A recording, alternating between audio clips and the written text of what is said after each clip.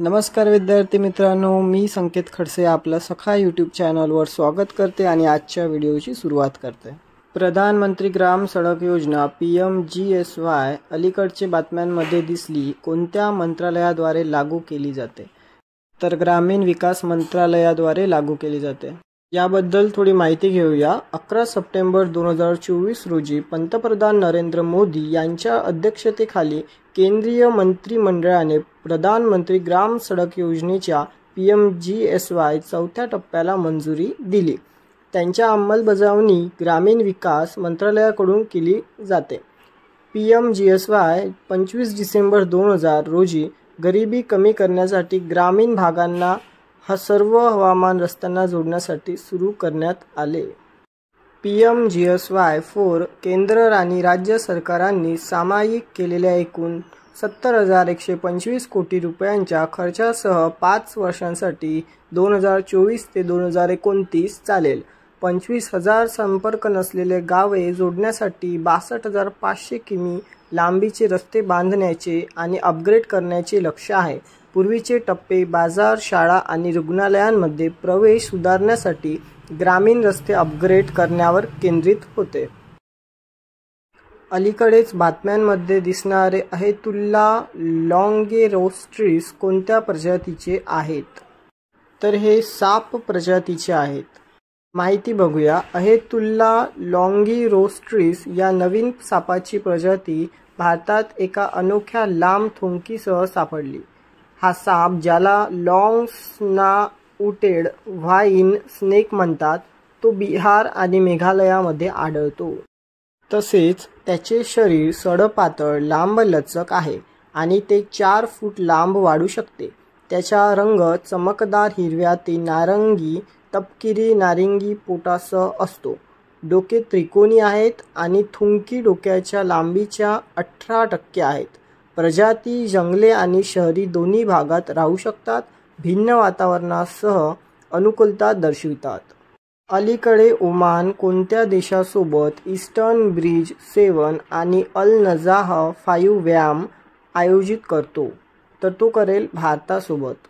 संरक्षण संबंध मजबूत करण्यासाठी भारतीय आणि ओमानी सैन्यदल सप्टेंबर 2024 मध्ये द्विपक्षीय सराव करत आहे। भारतीय वायुसेना 11 ते 22 सप्टेंबर 2024 या कालावधीत ओमानच्या हवाई तळ मसिराह येथे आयोजित पूर्व ब्रिज 7 सरावात सहभागी होत आहे। भारतीय दलात MiG-29 जग्वार लढाऊ विमाने आणि C-17 ग्लोबमास्टर 3 वाहतूक विमाने यांचा समावेश आहे। 2009 मध्ये पहिल्यांदा आयोजित करण्यात आलेला हा सराव इंटरऑपरेबिलिटी आणि ऑपरेशनल तयारी वाढवतो।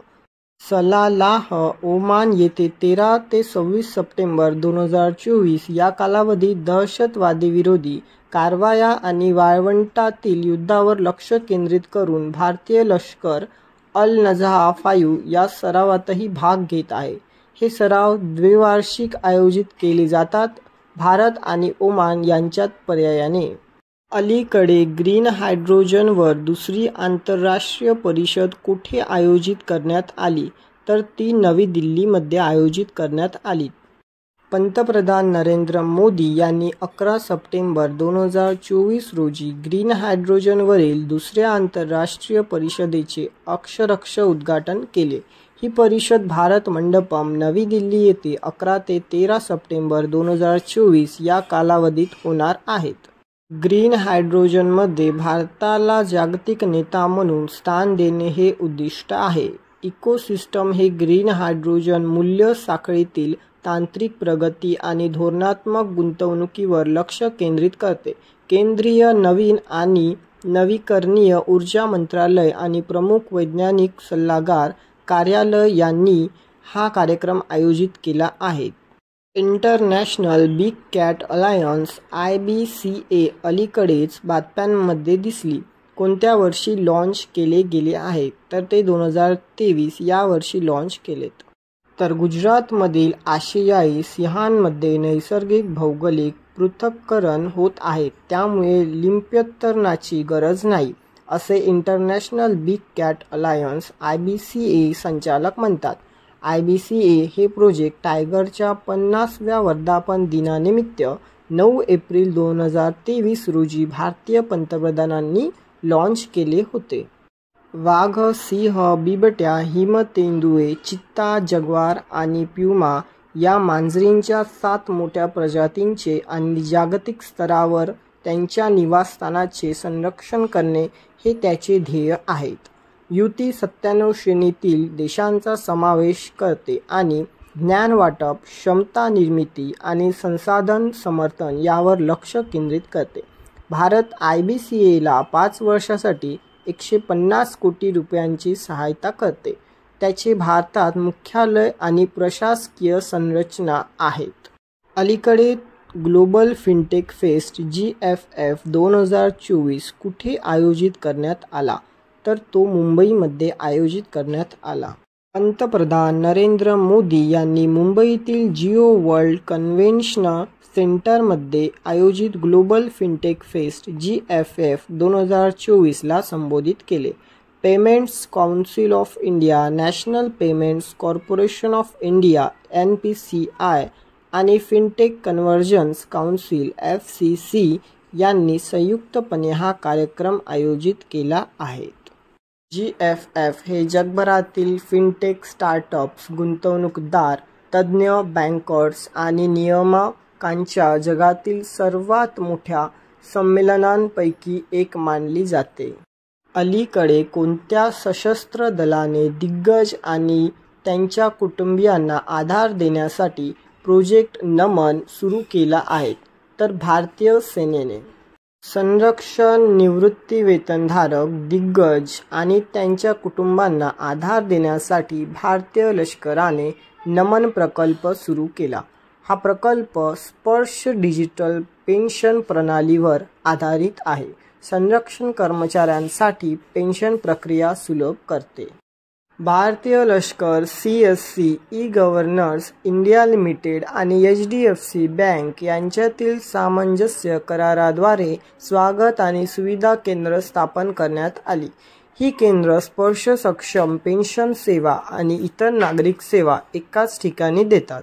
पहिल्या टप्प्यात नवी दिल्ली, जालंधर आणि बेंगळुरू या प्रमुख शहरांमध्ये 14 केंद्र स्थापन करण्यात आली. ग्रामीण स्तरावरील उद्योजक, VLES बहुतेकदा दिग्गज HDFC बँकेच्या आर्थिक सहाय्याने ही केंद्र व्यवस्थापित करतात. कोणत्या भारतीय नौदलाच्या जहाजाने अलीकडेच स्पॅनिश जहाज अटलायासह सागरी भागीदार सराव MPE मध्ये भाग घेतला, तर याचं उत्तर राहील INS तबर. INS तबर हे भूमध्य समुद्रात स्पॅनिश नौदलाच्या जहाज अटलाया सोबत सागरी भागीदारी सराव MPX केला. हा सराव भारताच्या नौदलाच्या विस्ताराचे प्रतीक आहे आणि भारत आणि स्पेन यांच्यातील सागरी सहकारातील मोलाचा भाग आहेत. MPX मध्ये स्टेशन कीपिंग, सी अप्रोचेसमध्ये replenishment, flying exercise, steam past आणि फोटो एक्स सारख्या प्रगत व्यायामांचा समावेश होतो. दोन्ही नौदलांनी उच्च व्यावसायिकता आणि वचनबद्धता दाखवली, मजबूत द्विपक्षीय नौदल संबंधांना बळकटी दिली आणि सागरी क्षेत्रात सहकार्य वाढवले आहेत. अलीकडे कोणत्या राज्याच्या पर्यटनाने नाविन्यपूर्ण हॉलिडे हिस्ट मोहिमेसाठी पाटा गोल्ड अवॉर्ड 2024 जिंकला, तर तो आहेत केरळने. टीप बघूया. केरळ टुरिझमने डिजिटल मार्केटिंग कॅम्पेन श्रेणीतील हॉलिडे हिस्ट ऑनलाईन स्पर्धेसाठी पाटा गोल्ड अवॉर्ड 2024 जिंकला. जुलै 2023 मध्ये सुरू झालेल्या या मोहिमेमध्ये पर्यटकांना आकर्षित करण्यासाठी व्हॉट्सॲप चॅटबॉट मायावरील बोली गेमचा वापर करण्यात आला.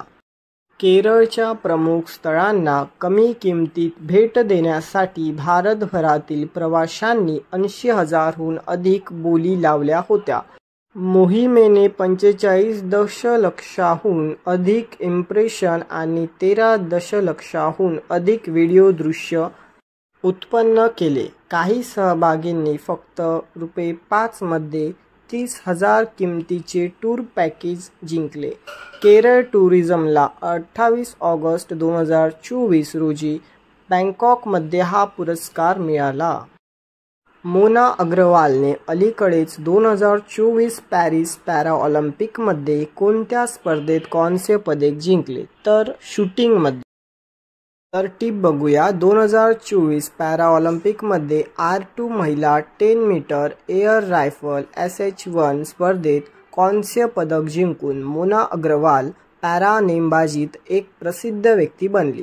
8 नोव्हेंबर 1987 रोजी राजस्थानमधील सीकर येथे जन्मलेल्या तिने सुरुवातीच्या काळात आव्हानांना तोंड दिले. 9 महिन्यात पोलिओ झाला आणि तिच्या खालच्या अंगावर परिणाम झाला. एवढे असूनही तिने तिचे शिक्षण चालू ठेवले, कलेत पदवी मिळविली आणि दूरस्थ शिक्षणाद्वारे मानसशास्त्रात पदव्युत्तर शिक्षण घेतले. 23व्या वर्षी मोनाने मानव संसाधन आणि विपणन भूमिकांमध्ये उत्कृष्ट राहून स्वतंत्रपणे जगणे निवडले. 2016 मध्ये ती पॅरा ॲथलेटिक्समध्ये तिने राज्य पदार्पण थ्रो स्पर्धांमध्ये सुवर्ण जिंकले आणि पॅरा पॉवरलिफ्टिंगमध्ये पदकांची कमाई केली. ताईंनी आपल्यासमोर कधी न हार मानण्याचे उदाहरण ठेवले आहे, तर आपण पण हार मानू नये. प्रयत्न करत राहावे व तुमच्या प्रयत्नांना एक दिवस निश्चितही यश मिळेल. धन्यवाद. जय हिंद, जय महाराष्ट्र.